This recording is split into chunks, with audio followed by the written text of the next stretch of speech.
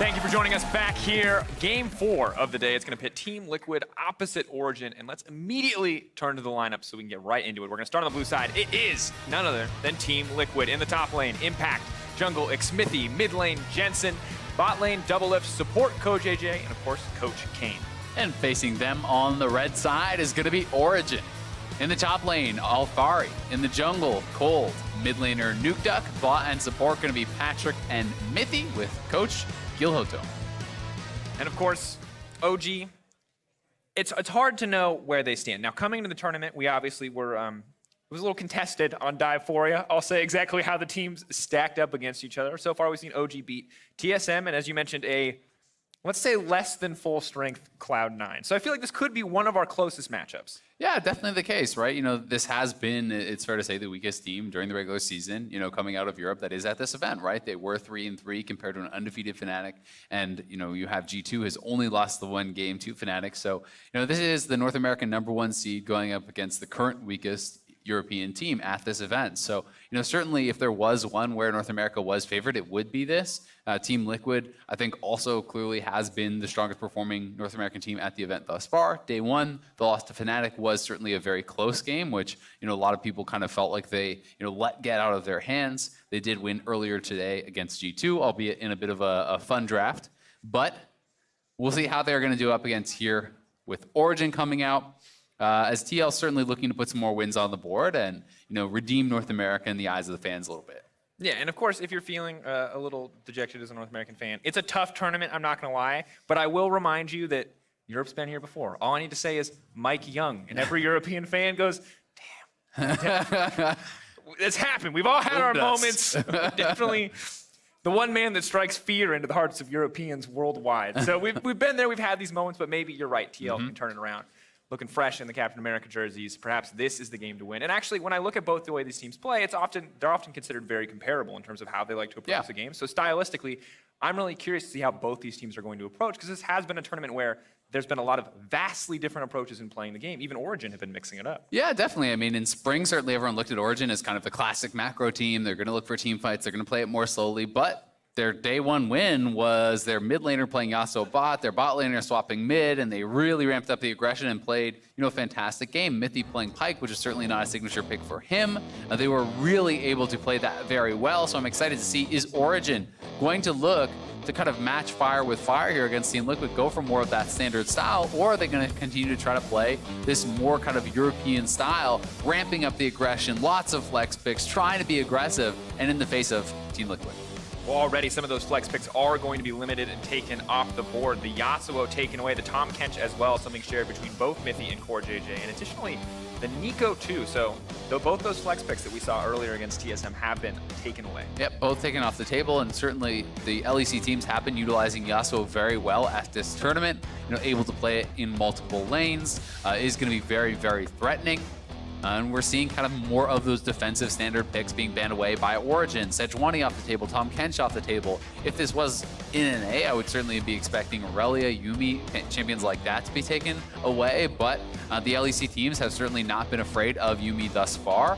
Team Liquid's still going to be banning it out. And, you know, Aurelia, certainly very, very high priority, still sitting at 100% presence on 9-12 in NA. Could be something that they would want to target here. But it will be the Master Yi ban. All right, it's TSM. It's TSM? Tahm Kench Sejuani Master Yi, it's TSM. All right, I swear the rest of the game is gonna be serious, folks. It was just the last ban. Well, the first two bans were very serious. They just wanted to leave open multiple picks so that they could get something back on red side. The Jarvan will be the first pick picked up by Team Liquid, one of the remaining top tier junglers, and we'll see what OG want to go for. Of course, Mord still disabled, don't get your hopes up, but Karma, very, very powerful and very frequently banned thus far in the tournament. Yeah, Karma, another one that has been extremely high priority, but when you are kind of banning out some of these other picks along the lines of the Yasuo and the Neeko, some of those OPs are going to start to fall through. Karma is something that honestly can be played anywhere across the map, really. Not a jungler, but top, mid, bot, very, very powerful on 9-12. So something that Team Liquid will have to be aware of. We do also see, you know, Aatrox, Aurelia still available if they want to go for, you know, something along the lines of those soul laners. But no guarantee that they want to go that route just yet. A little bit surprised to see the early Lee Sin lock-in, as they didn't have to show jungle just yet. They may be wanting to save this third pick to see if a soul laner will be revealed that they can get a counter pick on in the first round. But otherwise, TL is certainly going to be playing that Jarvan jungle, so you don't have to kind of have your hand forced to show the Lee Sin unless you're trying to hide a soul lane, which is what I'm going to assume Origin is looking to do. Yeah, but hiding a soul lane when there are so many picks up and available that haven't prioritized things like the Aatrox, but the Sona going to be locked in, we can assume. Sona Taric. Taric to immediately follow here, so worked well for TL obviously earlier in the day. Yeah, I mean, it did work, and their bot lane was, very successful, but certainly you also have to take into consideration it was against the Yuumi Zed, right? And that is certainly not the highest pressure lane that this is going to have to deal with. We've been seeing a lot of these LEC teams deal with this very, very well by bringing out super aggressive picks in the bottom lane. Kai'Sa looks like it's just going to be an insta-lock there, so Kai'Sa will be going down to that bottom lane. I will assume for now that it is going to be Karma Kai'Sa bot lane. You can certainly shift the Karma over to the mid lane if you want a super powerful kind of buff up the Kai'Sa style of game. But Kai'Sa, not the most lane dominant of marksmen. This is more of a scaling pick. Can still have a strong laning phase, and Karma can be very oppressive. Remember, it is a Taric that has to do the farming in the early levels, so both these ranged characters can be harassing and pushing the Taric off of that farm and really holding down that 2v2 in that way. But this is nothing like the Nico Gragas or these super kind of crazy picks or Draven or anything that we have seen a lot of teams utilizing to try to super punish this lane. Absolutely, and Origin themselves bringing out Varus Blitzcrank in the past to punish this lane. Exactly. So I think a much tamer thus far. I'm actually surprised to see the Kai'Sa prioritized over something that they've used in the past, like the Varus, that is just on its own so lane dominant. Doesn't mean that we're not going to get a pivot though. Again, Karma can be flexed. They could try to throw down, really spicy support pick alongside that if they wanted to go that route. And you can still go, the scaling route. It's not that it is impossible to team fight against this. The other option is, hey, great, your 2v2 isn't super dominant. Well, what if there's 4 people there? What if there's 5 people there? Like Taliyah, Lee Sin, 2 champions that certainly could be making their way down to that bottom lane to look to punish Sona Taric pre-6. That is generally the timing that people are trying to make things happen before that Sona Taric do kind of get into that safety bubble with those double ultimates. Taliyah has had some wave clear nerfs, in the past, so it has been falling off a little bit, but still very, very powerful roaming post-6. Even pre-6, the move speed along the walls can help you get out of lane and affect those side lanes very heavily. Jace, we are expecting to go up to Impact. He has, kind of built up a bit of a name for himself on this pick and is looking stronger at it. If we do get the Lux, this would be, very, very difficult to actually burst through. There's so much shielding in this. Definitely expecting this to be Lux mid. The Jace top. So Pantheon Taliyah going to be the bot lane, I believe, or I don't even know. Are they doing that? No, I guess they're just going to do a Pantheon top straight up. Just trust me, you're not used to this, but then you just wait. Wait for 20 seconds. Right. Trust me. We'll find out. I think it's Pantheon Taliyah. I think it's the Karma top, and they're going to try to, I guess, super feed Nuke Duck, funnel resources in. Yeah, I guess you can kind of do a semi-funnel, but we'll see how this works out. Either way, we will find out where they're going to finish swapping things around, but TL certainly running a very defensive comp. If you do allow a team like TL is running to actually end up in a situation where it's 5v5, it's later in the game, you have your items, it becomes almost impossible to get kills. You have the Taric ultimate, you have the AoE healing and shielding coming through from both the Bastion as well as the Sona heal. An AP mid Lux with the W max becomes absurdly difficult to actually punch through that damage as well. So, Origin will have to execute, I think, on the early game very heavily. Taliyah Pantheon certainly can blast a Sona Taric lane, so they're going to be looking to hard camp that, I think, bring the Lee Sin down, try to punish this lane, try to put it way behind, because if you're not able to do so, Team Liquid should have a massive advantage come 5v5 time. It's a huge, hard commitment from Origin into this early game. Cold going straight for the Lee Sin. You said it yourself, picking it very early in the draft to try to secure it. Really the big question mark for me in this draft is the Kai'Sa mid lane coming in for Nuke Duck. How is this going to function in the comp? It does offer some element of scaling, but when you look at TL and OG going toe-to-toe, I don't know if it's going to be enough. So I have seen some, in solo queue, some kind of hybrid AP Kai'Sa making its way around in mid lane. Certainly not a super common pick, but I've been seeing the kind of AP version of it a lot more than AD when it is played mid lane, so it's possible that we are getting something along those lines. This also could just be their fallback plan. I mean, if Alphari is building AP for Karma top, and you have a farming AD Kai'Sa mid, if he's able to perform well against the Lux, then hey, you still have a really powerful scaling marksman. That being said, the engage may leave a little bit something to be desired. Origen, though, looking for a 4-man invade on top side. No one going to be there from Liquid to meet them, and they have a devastatingly strong level 1, so that is why I think Liquid has kind of warded that entrance brush and is sitting so far back on the bottom side. Is they really do not want to risk running into these guys. And I think we're even going to see Impact take the long way around the jungle. There's no reason you should risk running into Karma, Lee Sin, Pantheon, and Taliyah, some of the 4 strongest level 1 champions in the game. And you can see him hugging the side of that wall, painfully aware of the danger that could be lurking for him. He's in even that going to brush. wait back at his tier 2 tower, I think, until the lane starts, because they know, how bad a game can go off of a tragic level 1. So certainly taking all the possible precautions. And now, of course, we're just going to see a standard bot lane leash for the side of TL, starting out from Sona Taric. Once again, eyes on the Taric to CS in the early game, see what OG can do to stop that, to delay the inevitable spell thieves stacking from Sona. Of course, she can start farming. And top lane, I'm actually genuinely excited to see. Impact has been, I won't call him an unsung hero anymore. People think we've been singing his praises plenty after MSI, but has been stepping up in performance. And I think another opportunity for him to go toe-to-toe with EU top laners is always exciting to see. Yeah, so Smithy, I think, is just assuming that because they didn't see them on the bot side, that it was a top side invade, and it was. He should have been spotted perhaps by this ward. I'm not sure if he actually did flag drag over the Dragon Pit or not, but he's just assuming, I think, that it's going to be vertical jungling, and that's why he's going up to that blue buff. He could look to try to come behind this Origen bottom lane, but this has been warded out, so he's just going to continue farming this away. But Cold is actually not into vertical jungling just yet. He's still just kind of power farming inside of the map. If he does not go down into vertical jungling, this can result in Smithy getting a couple camps in the advantage. And he's actually going to go over and find that his blue buff is gone. So, a nice little start here for Smithy is he's going to have the couple additional camps to retreat back to, and we'll even be able to sweep out this ward, which is going to mean that Origen has to play it a little bit more carefully, not knowing if Smithy will commit the time to kind of sit around and try to gank this shortly after knocking down that ward. And he was unspotted by the ward. It did have a confirmed buy production before that moment, so. Yeah, I think he flag and dragged over the Dragon Pit to try to avoid any potential ward. And I think good that he was there around the level 2 point. Of course, that's really where the kill pressure starts to ramp up for the Taliyah Pantheon. Now that they know he actually did go into that vertical jungle, you're seeing Cold try to go over and counter the blue.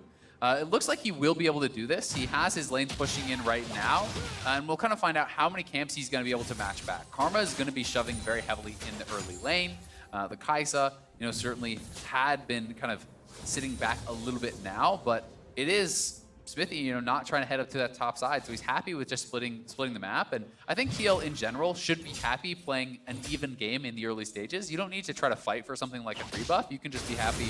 The longer the game goes without anything crazy happening, the better and better it gets for TL, right? So as long as you can keep eyes on them, you're going to be really, really feeling good about this. And Jensen utilizing that passive very well. Nukeduck still stepping forward, has to be careful. Lux, of course, notoriously long cooldowns in the early game.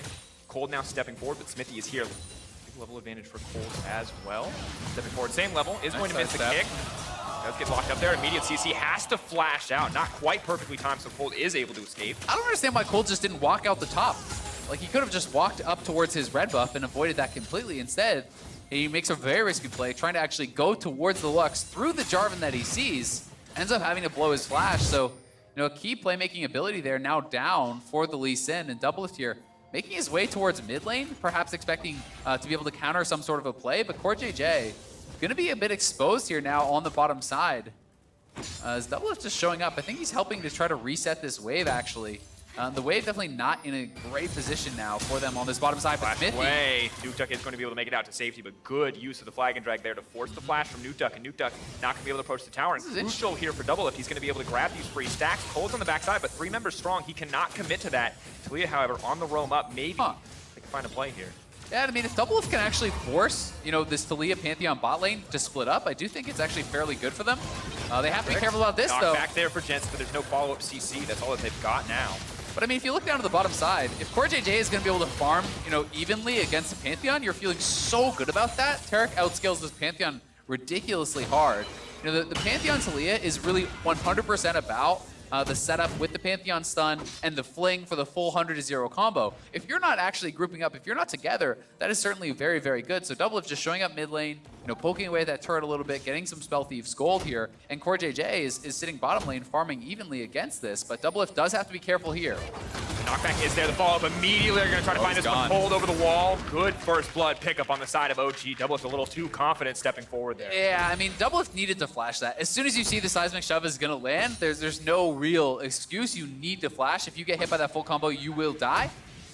He does elect to just sit on that summoner and is going to go down as a result. They're looking for Patrick now, though. The knockback comes out once again. Mithy is going to step forward, but Core JJ is still strong in his own right. No mana, however, left. Will still force them back. The creep wave massive for the side of TL. Yeah, they really need to push it in and get it reset. That is why they are actually pushing for this so heavily, and that is why Smithy is now down here on the bottom side. They need to get this wave in. It's been kind of meandering around and stuck in this middle position where they've been losing a lot of creeps, actually, to the enemy creeps here, essentially. So we'll get that reset, but it does cost Doublelift his flash. And remember, not having a flash that first all-in, he is now going to be summonerless for a potential second one. If he does get hit, he will go down. So let's watch this one more time. As soon as you see the Seismic Shove is on you, you have to flash that. 100%, you need to flash back into the brush. That would have cost him his summoner. Yes, that sucks, but you do keep your life in that sort of a spot.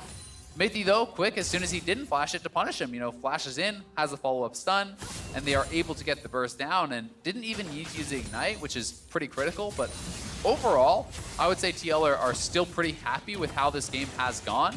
You are down 700-800 gold, but that is honestly very, very okay, given the compositions and given the position you're at with Sona sitting at level 4, Core JJ is level 5, he's working towards his 6. Once these guys hit their ultimates, they're going to be feeling so much more safe and secure in this 2v2. And Core JJ is actually almost 6. He's very, very close because he got a lot of solo experience while Doublelift did roam away. And here comes Smithy. Is he going to find the flag and drag? Waiting in the fog of war. Will not commit for it in the end. Controller will now spot him out, stop when he plays in motion. Smithy hitting level 6, but Pantheon level 6, while it does get you across the map, not going to be crucial in this 2v2. No, definitely not, unless they can kind of get Team Liquid to overextend. But TL now has the wave in their favor on that bottom side. The wave is pushing towards them, so now it's up to Origin to overextend and kind of push this out, try to get the wave reset. That's, again, why they are calling their jungler down. And we've seen so much jungle action down around this bottom side, even just to try to protect the members to get this here. But Jensen is around as well. A lot of damage down onto Smithy. Can they take down Patrick? Is he going to just flash right up the wall? Cold now needs to retreat. Mithy potentially in trouble, but both sides just seem set to back off. Binding will not connect. In the end, not a lot going to be burned. Does force the flash out from Patrick. Yep, so certainly still in TL's favor. Impact needs to back off. He's going to get caught by that tether. A lot of damage here. Look at the slow. You do not want to fight Karma in an extended fight. Another burn, maybe hammer form. He could be dead here. Just gonna walk him down. This is the Karma special, the early flash forward to make sure it connects. Alphari grabbing the solo kill on the top side. Yeah, absolute outplay for Alphari. Impact needs to know better than that. With the 9-12 changes, Karma slows are so big. If you do kind of chase down, you can get run down so easily. And this is the tank Karma. You can see the Glacial bought up there already. He is going to be working towards likely an Iceborne, I would assume. Probably going to be going Iceborne. Sometimes people go Iceborne into AP. Sometimes it is Iceborne Spirit Visage. But here, this is one more time. In fact, you do not want to jump forward into this. You get the tether on. You continually hit this Qs, and it's very easy to kind of sit outside that melee range. Oh, here comes Pantheon. Leap right in. The Targal's going to buy a bit more time, though. Doublelift able to make it out so far. Smithy on the way in. Level 6 for the Jarvan. Flag, the drag, the Cataclysm will not come out. OG going to back away. And that is that critical level 6 for Taric. Didn't even have to blow the exhaust there. Did have some of the solo experience as Doublelift was roaming. Cold's going to stay around in the area, though. And they do have a ward in the brush, so they certainly know Smithy is here.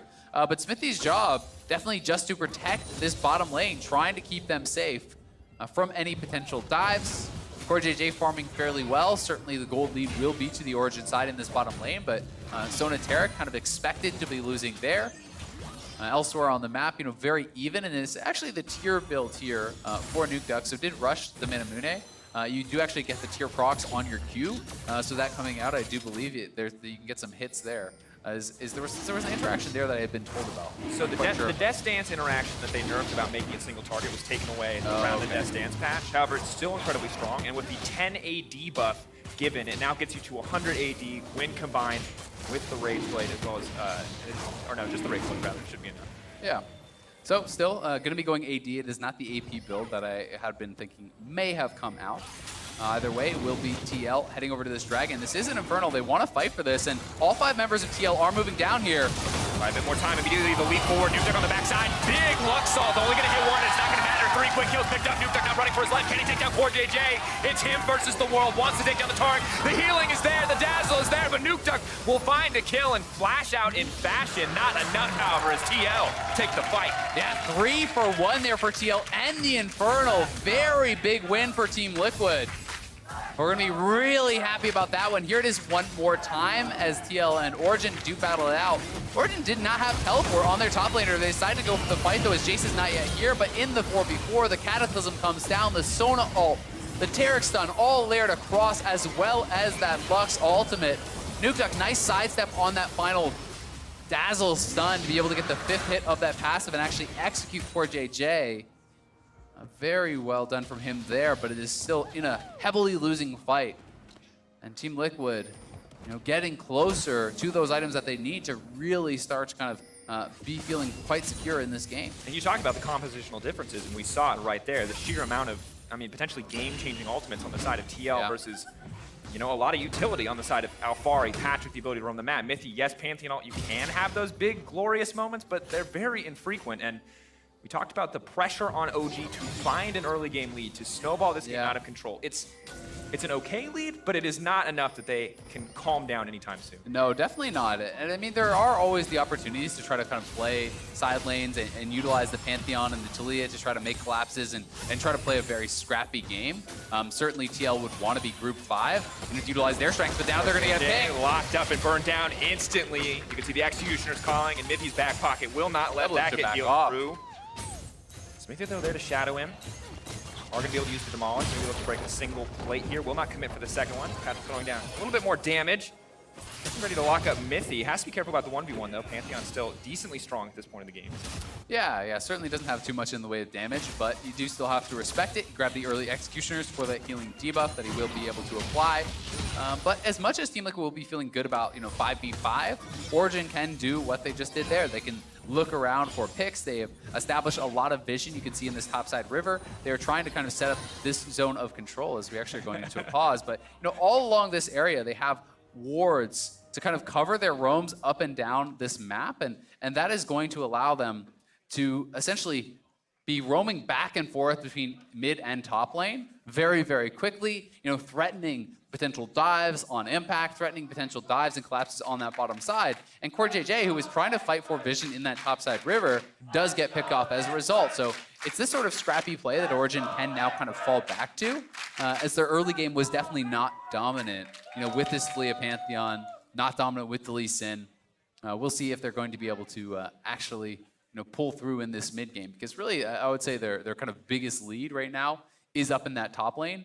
But Tank Karma doesn't really excel in the 5v5. It's more of kind of this abusive 1v1 style of play where you have the Sheen procs, you have the Klepto, you can poke away at turrets pretty well with your auto attacks, and pretty strong in the 1v1, but not devastating in the 5v5 where she doesn't usually have enough burst damage to really change things up. Or enough AP scaling really to maximize the shielding that you can give to the rest of your team. Yeah. And of course, scaling not the name of the game for OG. Pauses, however, are we do have a brief one on stage. Mithy's peripherals have lost power, so we will be getting that fixed and back into game as quick as we can. In the meantime, though, I think I like the way TL has been playing. It feels like Smithy's been shadowing the lanes very well. Now, there are a few moments where you can see that OG get away with it. Doublelift probably should have flashed on the bottom side, but otherwise, pretty clean, pretty comfortable game for TL. Sitting back, scaling up, and knowing that they are really not under the pressure to be the big playmakers until they have a few more items under their belt. Yeah, definitely the case. And, the USB hub for Mithy, the cord came a little bit loose. It seemed got jiggled a bit. So it is all fixed up now. We are resuming. We're going to be heading right back into the game. But yeah, TL certainly has not played flawless. Impact getting solo kill on the top side, I think certainly a mistake there. He opted into that fight, jumping forward, then getting punished for it. And, Doublelift getting picked off on that bottom side, certainly I think a mistake there as well. But, Origen has kind of capitalized when TL has made mistakes. But overall, TL I think is going to be pretty happy about the position that they're in. They have incredibly strong late game, incredibly strong scaling. And despite the fact that Origen will want to play this kind of scrappy avoid TL style, when you have Sona Taric Lux, in a post 20 minutes in that later game, one of the things you can always do is just go to Baron and force them to come to you. Absolutely, but in the meantime, OG will get the flash on the top side from Jensen. The instant ult to stop any more pressure. However, enough damage coming out, as well as the Aegis passive to stop any fallout from the tower. And just in time as turret plating is 30 seconds away from falling. But Impact on the bottom side is going to get a big amount of gold going into his back pocket as he is uncontested breaking plates on the bottom side. Yeah, exactly. So that ult just to kind of buy time, try to clear out a wave. He is going to be able to get one more plate, potentially finish off that turret before the 14-minute mark. And this is actually a race for first turret. I'm surprised Origen didn't stay around to actually try to guarantee that. It will actually be, as a result, TL that get the first turret. There were multiple members up there from Origen. They don't even knock down the turret. So I do think a little bit of a mistake there. Not the end of the world, though, as they are working likely on that Rift Herald. I could see Lee Sin over there in the river. Will be probably trying to grab that for his team. So yeah, Rift Herald will fall for Origen. They can certainly use this top lane if they want, just guarantee the turret, or mid lane to try to kind of threaten that. If you could take down that mid lane turret, I think that would be critical for Origen to try to open up the map and expand their kind of areas of power where they can look more and more for some of these kind of picks and taking down that first ring of towers allows them to go for much more aggressive plays with the Pantheon ult, with the Taliyah ultimate. And we haven't even seen the Taliyah ultimate used thus far in 14 minutes of gameplay. Interesting as well that the Taliyah is opting for just the early double magic pen items, not seeing a Ludens, not seeing a Lost Chapter coming out. So Patrick very clearly focused on having a bit of kill pressure there, not as worried about the wave clear. Yeah. And I think that makes sense, right? When you're thinking about how this Pantheon Taliyah combo is supposed to actually work, it's about the one shot, right? And that's why he's going Electrocute. That is why he's going double Spell Pen instead of building more mana and things like Airy that you sometimes see or other options. Impact, though, getting collapsed on here. Locked up, Lee Sin coming through. Sonic Wave is going to connect. Nice sidestep. Yeah. Jigs? Yeah. That's what you call synergy, folks. All right, down to the bottom side as Impact does survive. You can see this next dragon may be a point of contest. We'll find out, does TL actually want to take this fight? Origen right now feel like they're trying to force something, and they are looking for Smithy. TL would like to 5v5, but also scaling is the name of the game for their composition, so they're going to try to land some poke here with the Jace, and now they're going in! Follow up immediately, Taliyah's just taken out. Team Liquid in total control of that mid lane fight as they find the quick pick. Yeah, really well done there. The double flash from Doublelift and Smithy going in. And now, poke does not matter at all against this composition. You can see Origen going to have to completely give up this objective. I talked about how easily you can actually work on that Baron because you have so much healing, so much shielding. Now with a Mountain Dragon to their name, that just gets that much easier. So Origen losing out around both of these neutral objectives. And as we see more and more of these items coming through, as the Archangels gets fully stacked up, Sona becomes harder to burst down, and it just gets more and more difficult for these guys. And we look at the burst options, and yes, you have a Lee Sin. He's looking comfortable with the Warrior. Yes, you have the Taliyah Pantheon combo, but Kai'Sa and Tank Karma are not a part of that burst combo, and I actually favor the burst on the side of TL at this stage of the game. Yeah. I mean, if you can actually hit a stun, with the Pantheon, you still, I think, can one-shot some of the squishies, potentially, with that Taliyah combo. But, I think the name of the game, again, is going to be scrappy play. It's going to be diving in. One of the things that Kai'Sa does have is the follow-up ultimate. If you Pantheon ult in on a side lane on someone, you hit them with a stun, Plasma is applied, you can ult in to follow up. Because I don't think that they really will be having a great time in organized 5v5 if they are not getting a pick to start the fight. So we'll see if they can kind of play out this very interesting composition that they have drafted for themselves here. Interesting to see what the options are. For now, it's going to be assigning Patrick into the mid lane. Yuka going to go on the top side, but Patrick once again the center of attention here. This time the flash available will just be able to make it out. Smithy already spotted on the ward. Herald used on the bottom side. The Karma going to welcome this backup to break the first tier 1 tower. Now Impact potentially in trouble if he doesn't know Cold is coming, but is now spotted out on Vision, so Impact knows just to back off. Meanwhile, TL and the rest of the map will use this opportunity to look like to reset as both the Lux and the J4 will return to base. Yeah, I'm going to try to head down, and I think TL, for the most part, are going to be having to really watch their lane assignments very well. You don't want to be caught up too much in just chasing Origen around the map, but also if you ignore their plays on the side lanes too heavily, and they can pull off a dive on Impact, then they can start knocking down turrets. So it really is this delicate balance, and a lot of that is going to play around how well can TL maintain vision, because thus far, it is actually Origen getting a lot more wards, on this bottom side. You can see 4 or 5 wards in that area. TL trying to fight back, trying to extend their vision forward, but it really is Origen with the more aggressive warding on this side of the map. And right now, it's giving them that setup, that comfort, move in deeper, trying to secure mid lane priority. Obviously difficult as the Sona and Char continue to scale away. Slowly building towards that Lich Bane. We are on a point of the game where it's pretty much all eyes on Mithy. Elise in to maybe get a play kicked off here. Fortunately, still has to be careful about stepping forward. But Mithy waiting in the wings. Cold now going to be the center of attention. The CC is there. The crescendo, however, will not connect, and Cold will be able to make it out to safety. Yeah, the dazzle hit, but the flash comes through from Cold. He is able to get out with his ult and flash.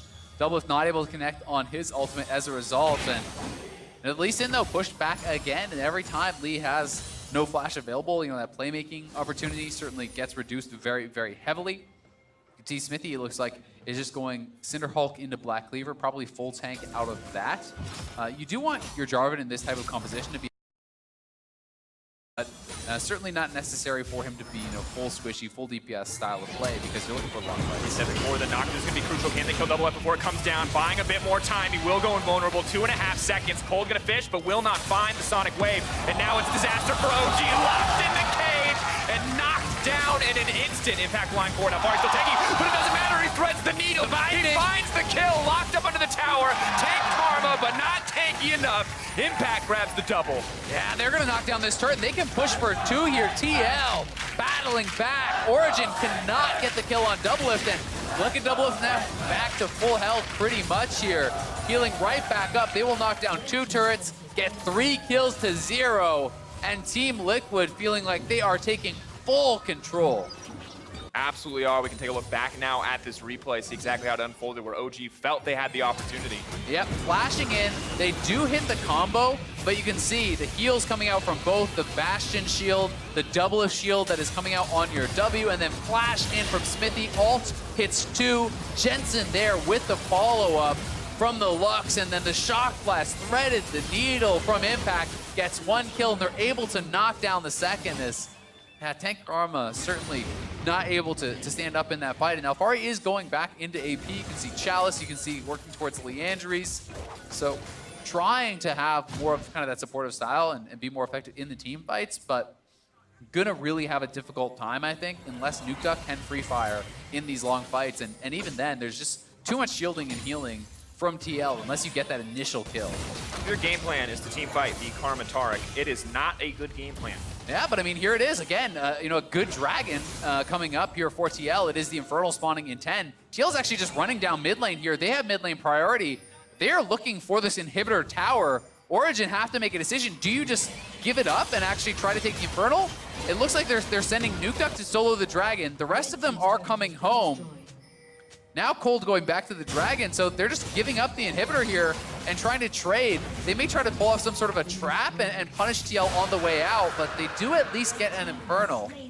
And there's no one there to punish. They put in clear wall, but there's no follow-up, so congrats on the Infernal, but giving up the inhibitor is brutal at this stage of the game. TL in absolute control. OG trying something, but it is not looking very effective. Yeah, I mean, Origin just making the decision that, hey, we can't contest anyway, so let's just try to get something else, right? If you say you cannot 5v5, then give it up, try to get, you know, the kind of best of a bad situation.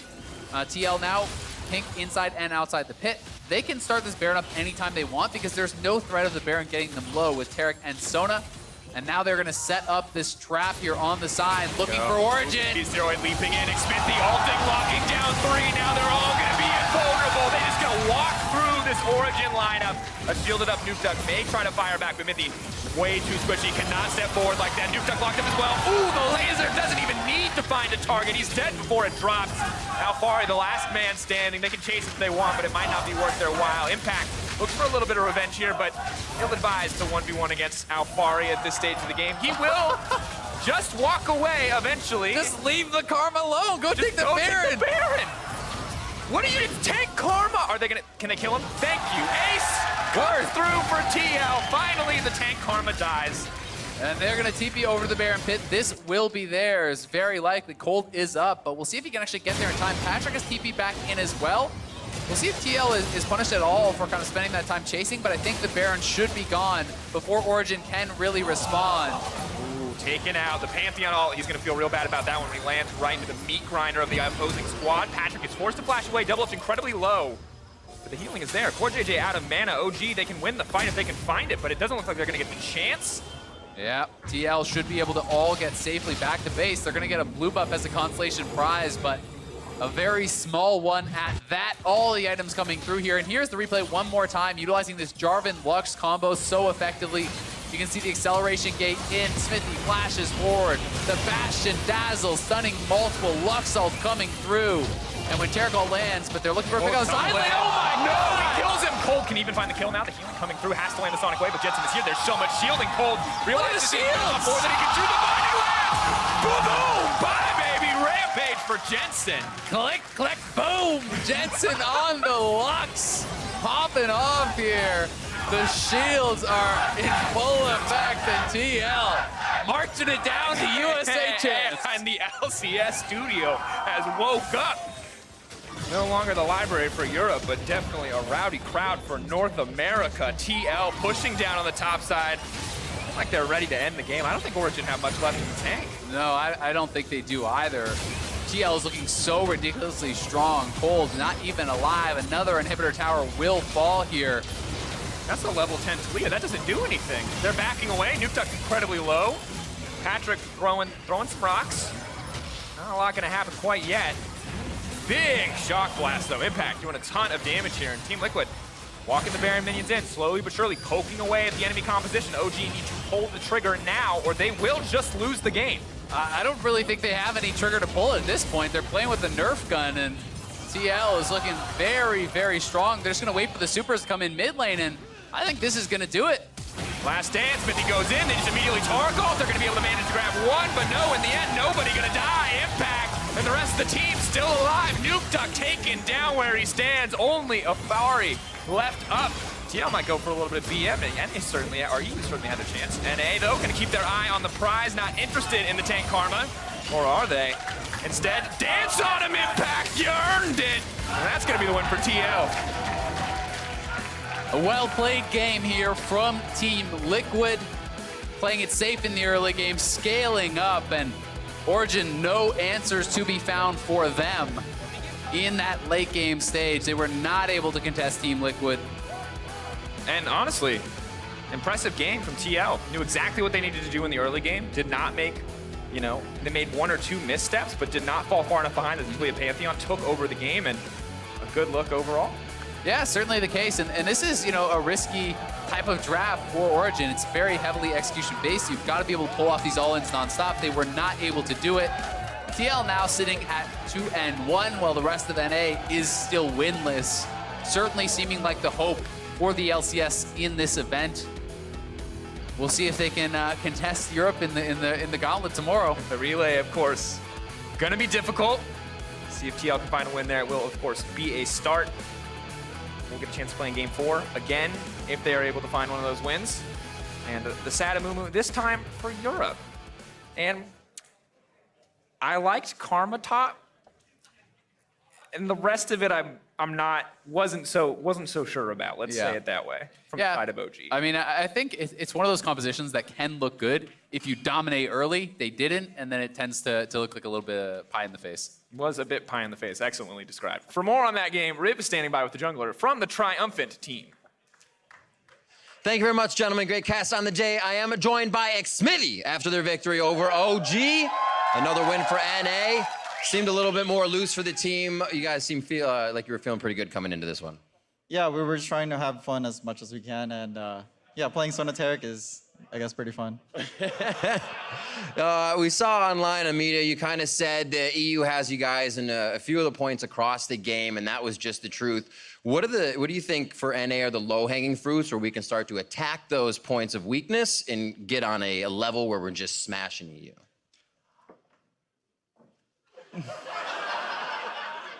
I mean, we're pretty good at teamfight, I think. Not teamfight tactics, but just. Yeah, of course. But we're pretty good at just like being really good as a team, and our macro is improving day by day. And playing against EU teams, whether or not maybe serious or not, we're still learning a ton. Right on. Xmithy, thank you so much. Congratulations on the win. Picking NA up a little bit as we throw to the State Farm analyst desk to break that down.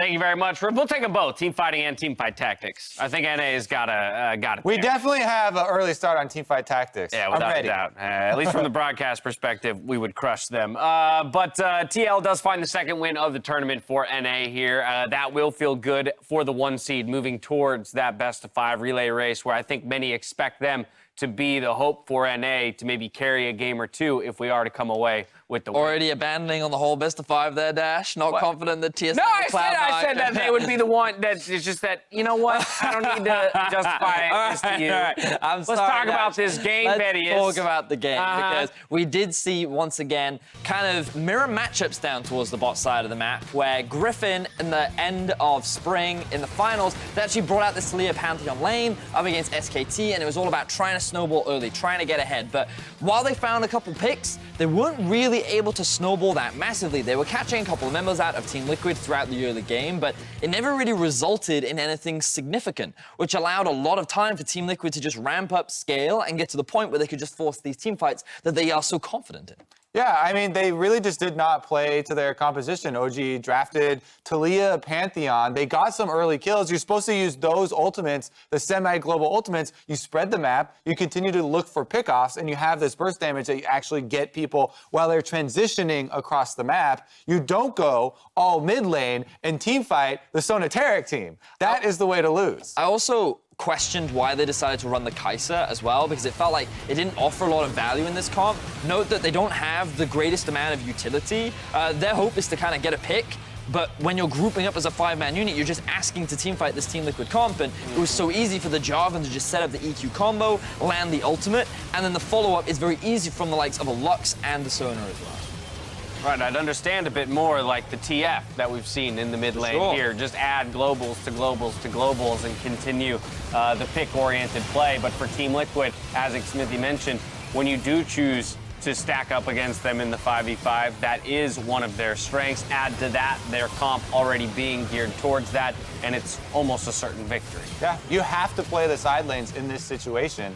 I mean, EU always memes about NA in the mid lane, It's and true. yet this time around, it's OG all going through mid. Yeah, meme But all my you favorite want. part about that was that the top tier 1 was up, the bot tier 2 was up for Origin as well, and they kept running it down mid lane, and TL's like, this is our environment, we're ready to fight you here, and they did it every single time. Look, the mid lane is the shortest distance between our Nexus and theirs. Exactly. Right? So it's just efficiency. But also the way they set up the Baron was very good as well. They had full river control, and like again, it looked like the Origin was saying, hey, we can get mid-prio here and we can actually use this to try and challenge for the Baron. But TL was just setting up this really nice trap where they were saying, we actually don't want to start the Baron. We're going to catch you while you're setting up this mid-prio, and then we'll look to punish. So I think we saw a lot of positive things from Team Liquid. I hope this reinforces their win from earlier in the day when they beat G2, even though they were running a composition that many wouldn't take as seriously as others. I think that this is a better demonstration of what TL is capable of and why teams like G2 still showcase their respect to this team and what they're capable of. I think the one fear that I can see, even in a win like this, is the idea that Sonateric is what we keep reaching for. Yeah. Right? And so, while Europe continues to test new things on the stage, again, looking forward to tomorrow, any European team can now go into a game against Team Liquid and be pretty certain what TL will reach for if it's left open. Yeah, I mean, I personally really wanted to see Doublelift and Core JJ on a regular bottom lane for them because I felt like that would be an advantage for Team Liquid. Right, we saw Caitlyn Lux most recently in Summer Split here in NA, and they've shown dominance in being able to control the lane that way. I mean, again, speaking to the Alistairs of old, I understand he's out of the meta, but like, where are those playmakers? Where's the Rakan? Where's the ability to unlock Core JJ to really make plays around the map? But you can see the power of the team fighting of Sonateric and the healing that does come in, why they keep going back to it. It feels like they're trying to prove the point of like why the priority is still on these champions and trying to like display, hey, a lot of the professional teams want them nerfed. Yeah, But I without think a doubt. tomorrow is going to be a bigger test for Team Liquid because I think expectations are that Origin is looking for TSM. We already talked a little bit about this earlier in the day. And the question mark is, which will it be, Fnatic or G2? So far in this tournament, only Fnatic has been able to usurp Team Liquid, but I do know that both European representatives want to stamp their authority on the top representative from North America. Quite true. 2-6 is the record between the regions here as we move towards Game 5, right around the corner. TSM and Fnatic face off when we return.